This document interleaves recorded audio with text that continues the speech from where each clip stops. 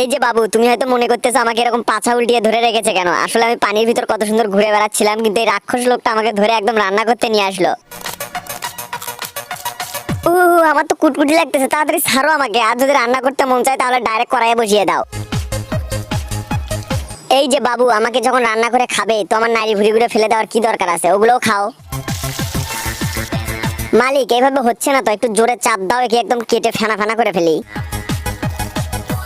কি বাবু, কেমন লাগছে আমায়? একটা মানুষ কতটা রাক্ষস হলে কাউকে এভাবে কেটে কেটে খায় বলো?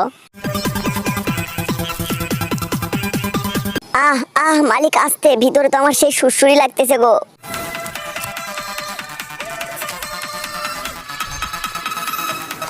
আরে মালিক, মাছটাকে রান্না না করে এভাবে কলা পাতা দিয়ে বেঁধে ফেললে একে কি আবার কবর দিয়ে ফেলবে নাকি?